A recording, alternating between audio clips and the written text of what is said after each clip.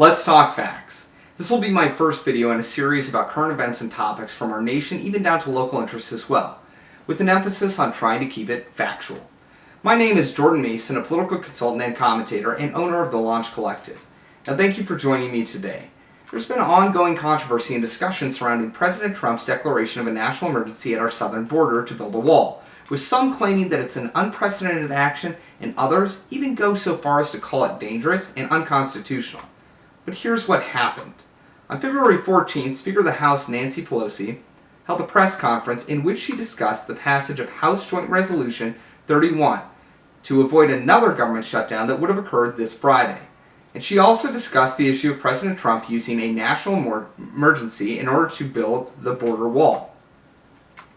During Speaker Pelosi's press conference, in response to a question of whether she still planned to file a legal challenge if a national emergency was declared, Speaker Pelosi said, "I may. That's an option."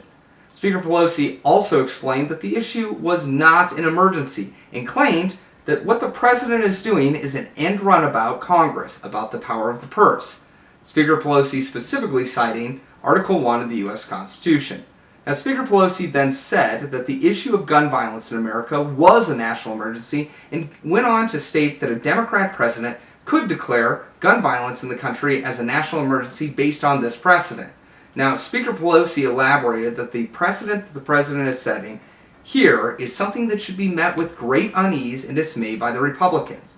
Now, the same day, Speaker Pelosi and Senate Democrat leader Chuck Schumer issued a joint press release where they said a national emergency to build the wall would, quote, be a lawless act, clearly implying they would be filing a legal action. Now, following this, on February 15th, the very next day, President Trump signed H.J.R. 31 into effect, ending the potential government shutdown that would have occurred Friday, and as suspected, declared a national emergency concerning the southern border of the United States. Now, shortly after, President Trump held a press conference in the Rose Garden of the White House where he explained in detail that he had declared the national emergency because of, and I quote, the invasion of our country with drugs, with human traffickers, with all types of criminals and gangs.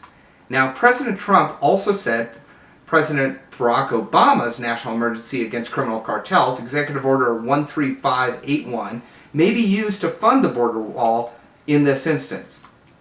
Now, here's the facts. Speaker Pelosi's statements that this fight over funding the border wall and tension over the purse strings between the president and Congress was somehow setting, quote, precedent, implies this type of fight over the purse strings is new. That's not exactly true. Now, in fact, in 1907, under President Theodore Roosevelt, he had a showdown with Congress over his plans for a global tour of the U.S. Navy's Great White Fleet. Now, once the global tour became public, Senator Eugene Hale famously threatened the president to withhold funding for his global tour. In response, President Roosevelt, at the time, claimed he had the money to send the fleet halfway around the world and then challenged the Congress to, quote, try and get it back. However, some media outlets have interpreted this implication of, quote, setting precedent to mean that the President Trump is using the National Emergency Act as a way to appropriate money without the consent of Congress and is calling it, quote, unprecedented. But this isn't exactly entirely accurate, nor an accurate portrayal of what's happening. And it definitely isn't factual either. In fact, there have been 58 previous national emergencies declared by presidents before this. And this isn't the first time a president has used money already appropriated within an agency or department during a national crisis. On October 23, 2009, former President Barack Obama signed a declaration of national emergency with respect to the 2009 H1N1 influenza pandemic. And earlier that year, Congress had passed a supplemental appropriation of the Department of Health to create an emergency for an influenza pandemic. Now, by December of 2010, under President Obama's national emergency, the Health and Human Services had spent approximately $4.17 billion of the allocated funds from 2009. But importantly, they also used $3.1 billion that were unused funds from 2006 that Congress allocated under President Bush's administration for pandemic response efforts. Now, under President Trump's national emergency proclamation, he specifically cites Section 2808 of Title 10, which is appropriately entitled Construction Authority in the Event of a Declaration of War or National Emergency by Our Military. Now, clearly giving him the authority to use any funding for military construction. And similar to President Obama's use of allocated funding under the Department of Health, Congress's fiscal year 2019 budget had set aside approximately $10 billion for military construction, much of which hasn't been attached to any specific contracts and would be readily available to our Commander-in-Chief to use in the defense of our border.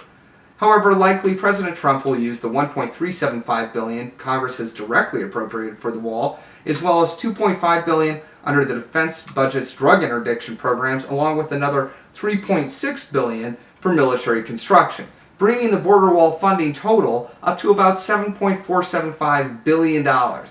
But keep in mind, just like President Obama, the president may also be able to use any funding from previous congressional budgets that were appropriated for border security, drug interdiction, or even military construction.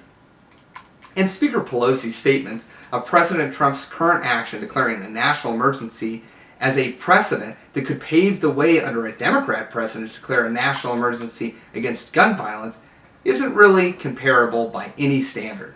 In fact, under the preamble of the Constitution, it specifically refers to providing for the common defense as a main purpose of our government.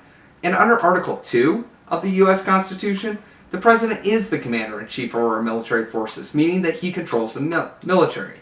Further, unlike the President's actions to secure our southern border against a, quote, invasion, which the Constitution states is a lawful purpose of the government, along with the use of our military by the President, the use of a national emergency against gun violence to restrict gun ownership is explicitly prohibited by the Second Amendment. Then there's Speaker Pelosi and Senate Democrat leader Schumer's claim that this is, quote, a lawless act. But as constitutional law professor Jonathan Turley of George Washington University Law School inferred, this matter really is up to the courts to decide whether or not this is lawless. Further, Professor Turley explains of H.J.R. 31 in President Trump's declaration of a national emergency that, quote, Congress passed a law with largely unfettered authority and appropriated funds with largely unconditioned uses. Federal courts are not designed to protect Congress from itself, end quote. So as they say, time will tell and we'll see. Until next time, this has been Jordan Mason on Let's Talk Facts. If you enjoyed this, please hit the subscribe button and comment below.